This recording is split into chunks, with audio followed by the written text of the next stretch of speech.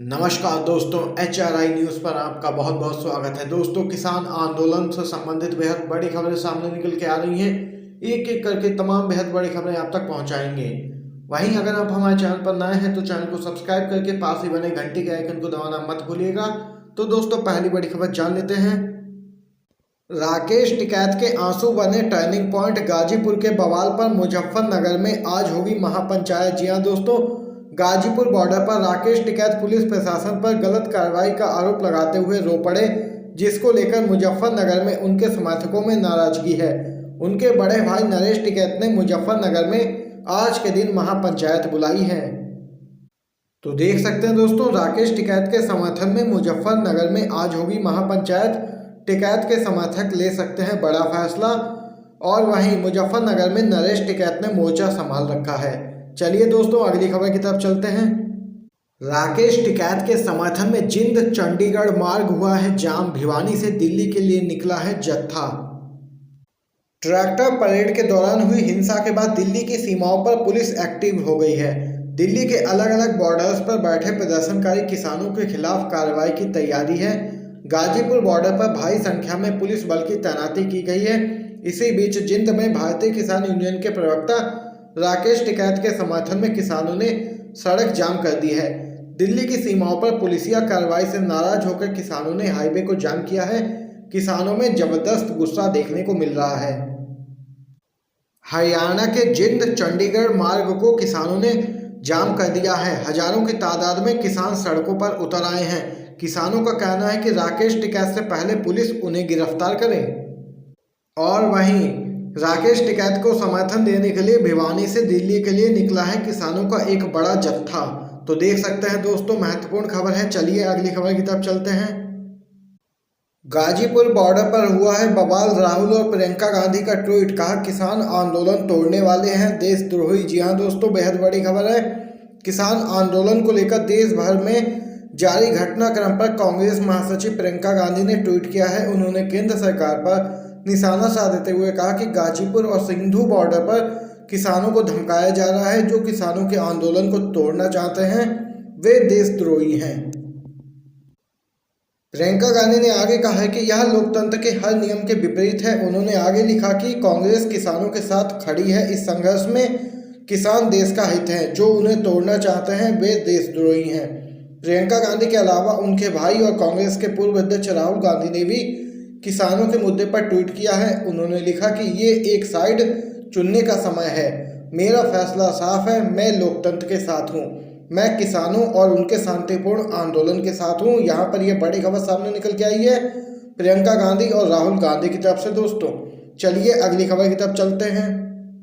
सरकार और किसान संगठन आर पार के मूड में, पंचायत बोली टिकैत पर एक्शन लिया तो 1 लाख किसान देंगे गिरफ्तारी। जी हाँ दोस्तों, बीते गणतंत्र दिवस के मौके पर दिल्ली में हुई ट्रैक्टर परेड के दौरान हुई हिंसा के मामले में पुलिस द्वारा राकेश टिकैत, योगेंद्र यादव और बलबीर सिंह समेत 20 किसान नेताओं को नोटिस जारी किया गया है।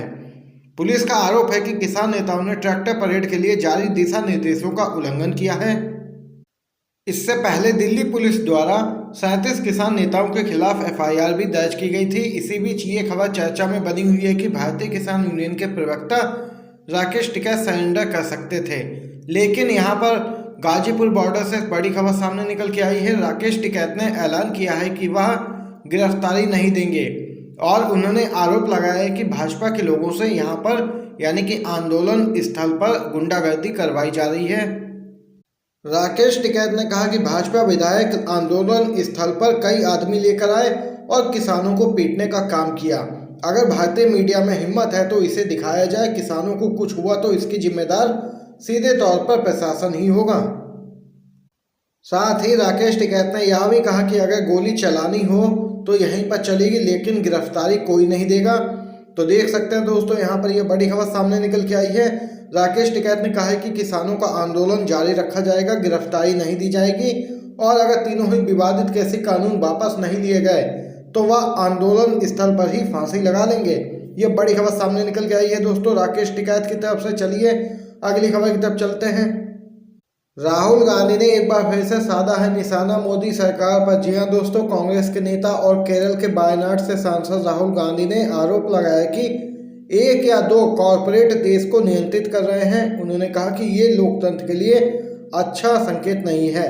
राहुल गांधी ने कहा कि विवादित कृषि कानूनों के बारे में देश भर के किसानों को स्पष्ट तस्वीर नहीं मिली है और अगर ऐसा हुआ तो आंदोलन फिर से भड़क सकता है। देख सकते हैं दोस्तों, राहुल गांधी ने एक बार फिर से साधा है निशाना केंद्र की मोदी सरकार पर और कहा है कि पीएम द्वारा 2 से 3 व्यापारियों के हित में भारत को चलाया जा रहा है। उन्होंने कहा कि बीजेपी का मूल विचार हमारी कृषि प्रणाली को अपने इन मित्रों को सौंपना ही है। देख सकते हैं, बड़ी खबर है दोस्तों। कांग्रेस समेत 17 राजनीतिक दल करेंगे राष्ट्रपति के अभिभाषण का बहिष्कार। जी हाँ दोस्तों, क्या कुछ है पूरा मामला बताते चलें। बजट सत्र शुरू होने से पहले मोदी सरकार को चौतरफा घेरने के लिए विपक्षी पार्टियां एकजुट हो गई हैं। कांग्रेस समेत 17 राजनीतिक पार्टियों ने मिलकर आज के दिन यानी कि 29 जनवरी को बजट सत्र के पहले दिन संसद में राष्ट्रपति के अभिभाषण का बहिष्कार करने का फैसला किया है। कांग्रेस के वरिष्ठ नेता गुलाम नबी आजाद ने सभी राजनीतिक दलों की ओर से यह जानकारी दी है। गुलाम नबी आजाद ने कहा कि कांग्रेस समेत 16 राजनीतिक दलों की ओर से यह सूचित कर रहे हैं कि 29 जनवरी यानी कि आज के दिन संसद में राष्ट्रपति रामनाथ कोविंद के अभिभाषण के बहिष्कार करने का फैसला किया गया है। गुलाम नबी ने कहा कि यह फैसला कृषि कानूनों के विरोध में लिया गया है। तो देख सकते हैं दोस्तों, बेहद बड़ी खबर सामने निकल के आई है। चलिए अगली खबर भी जान लेते हैं। पश्चिम बंगाल विधानसभा ने पास किया केंद्र के 3 नए कृषि कानूनों के खिलाफ प्रस्ताव। जी हां दोस्तों, किसान आंदोलन को लेकर जहां दिल्ली में गहमा गहमी जारी है, वहीं दूसरी ओर पश्चिम बंगाल विधानसभा ने तीनों ही विवादित कृषि कानूनों के खिलाफ प्रस्ताव पारित कर दिया है।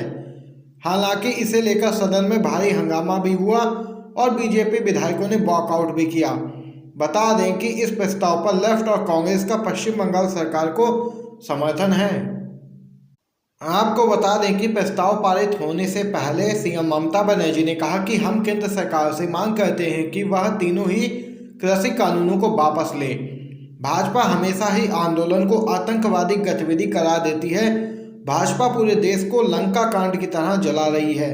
ये तीनों ही कानून किसान विरोधी हैं और हम पूरी तरह से इन कानूनों का विरोध कर रहे हैं और आंदोलनकारी किसानों के साथ हैं। यह बड़ी बात कही है सीएम ममता बनर्जी ने। चलिए अगली खबर की तरफ चलते हैं। ट्रैक्टर रैली के दौरान टीवी में भड़काऊ प्रसारण को लेकर सुप्रीम कोर्ट ने मोदी सरकार को लगाई है फटकार। इंटरनेट बंद करने पर भी उठाया है सवाल।